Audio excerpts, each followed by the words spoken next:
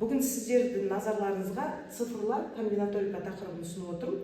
Осы тақырыпта математикалық сауаттылықта жиі кездесетін есептерге тоқталайық.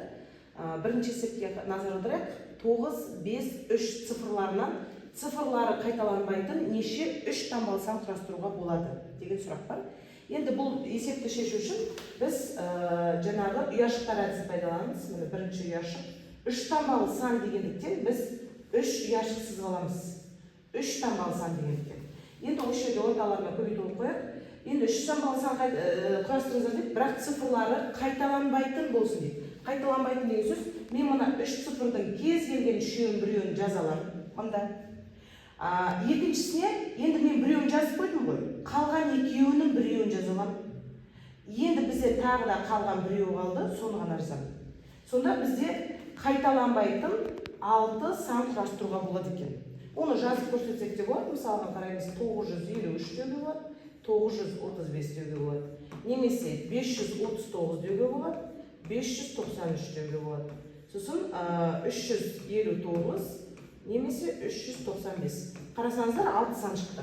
Енді осы есепті былай ауыстырайық. Тура осы цифрларды пайдаланып, цифрлары қайталанатын деп қарастырайық. Қайталанатын неше 3 таңбасы жасаймыз. Мұнда жазып қояйық, қайталанатын деп. Қайталанатын. Яғни қайталанатын неше 3 таңбасын құрастырамыз. Тағы да осы ұяшықтар әдісін саламыз. 3 таңбалы сан дегендіктен біз осы 3 ұяшықты саламыз. Ортасына көбейтіп қояйық. Енді қараңыздар, бізде цифрлар 9, 5 және 3 болып тұр. Осы үшеудің кез келген үшеуін бірінші цифрға жазалам.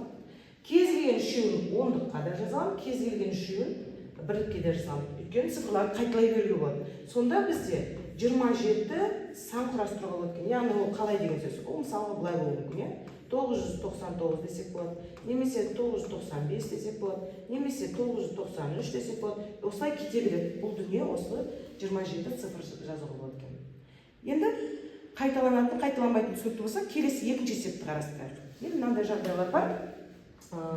Екінші есепте назар аударсақ, мысалға 3, 4, 5, 6, 7 цифрларынан цифрлары қайталанбайтын неше 3 таңбалы жұп сандар құрастыруға болады. Бұл жердегі неміз міне екпін жұп сан дегенге түсіп тұр. Қайтадан 3 таңбалы сан дегендіктен 3 ұяшық саламыз. 3 ұяшық саламыз. Міне 3 ұяшық салдық. Ортаға көбейтіп қояйық. Жұп сан болу үшін бізде кез келген сан жұп не тақ екенін байқау үшін цифрлардың санын соңғы цифрмен жүргіземіз. Соңғы цифр. Енді қараңыздар, мына 3, 4, 5, 6, 7 сандардың ішінде қайсылары жұп? Ол бізде 4 немесе 6. Яғни мен осы 4 пен 6 екеуінің біреуінің ғана соңына жазаламын. Енді соның біреуін мысалы сызсам. Мысалы 6-ны жаздым деймін да, соңына сызып тастадым. Енді менде қанша сан қалды? 1, 2, 3, 4 сан қалды. Сол 4 санның кез келген біреуін біріншіге жазаламын. Мысалы 3-ті жаздым деп сызсам. Одан кейін қалды менде 1, 2, 3 сан, 3 сан. Міне болды. Енді осыларды көбейте саламыз. 4 3-ке өтем 12, 12-ні 2-ге өтсек 24. Яғни қайталанбайтын 24 жұп сан жасауға болады екен. Енді дәл осы есепті былай ауыстырайық. Қайталанбайтын неше тақ сан құрастыруға болады деп ауыстырайық. Неше тақ сан құрастыруға болады. Қайтадан осы 3 ұяшықты салайық. 3 ұяшықты салайық. Сандарымызды жазып қояйық.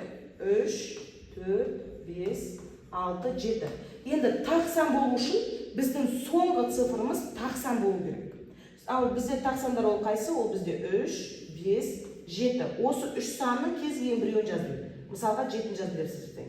Енді бізде қанша сан қалды? 4-еу қалды. Кез келген біреуін сызсам қанша сан қалды? 3-еу қалды.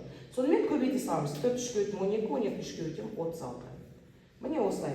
Жұп сан, тақ сан болса, санның соңғы цифры, яғни соңғы ұяшықты толтырудан бастайды екенбіз. Тағы да бір мысалға қарастырайық, осы цифрларды тағы да кездесетін. Бұл жерде енді мынандай жағдай болсын.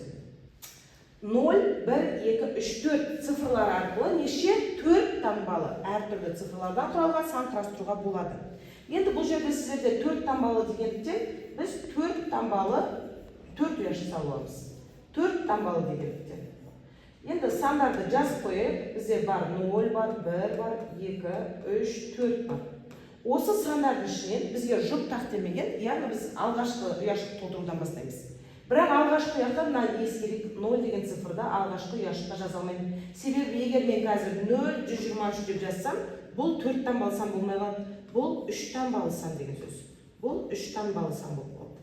Сондықтан 0 деген саннан басқа мен қалған 1, 2, 3, 4-тің кез келген біреуін жаза аламын. Мысалға 2-ні жаздым деймін. Сызып тастадым.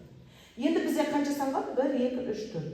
Сол 4-тің кез келгенін, мысалы 0-ды жаздым деймін. Одан кейін арқарда 3 қалды, одан кейін 2 қалды дейміз. Көбейте саламыз. Так, 16-ны 6-ға көбейтсек, 96 сан құрастыруға болады екен. Дәл осы сұрақты былай өзгертейік.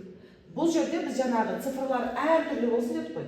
Енді әртүрлі емес, қайталансын цифрлар. Қайталанса, тағы да осындай 4 ұяшық сызып алайық. 4 ұяшық салып қояйық. 4 ұяшық. 4 ұяшыққа жаңағыдай 0-дан басқа кез келген 4-еуін аламын. Мысалы, бірінші ұяшыққа. Ал енді қарайсыздар, қайталанатын болғандықтан мен келесі ұяшықта осы 5 санның 5-еуін де жаза бере аламын. 5, 5, 5 деп жаза береміз. Енді осыны көбейте салайық. 125-ті 4-ке көбейтсек, 250, 500 болады екен. Міне осындай 500 жаңағы сан құрастыруға болады екен, егер цифрлары қайталанатын болса. Бірақ бірінші ұяшықта сіздер 0-дан басқа сандарды алып отырсыздар. Соны байқайық. Рахмет, сау болыңыздар.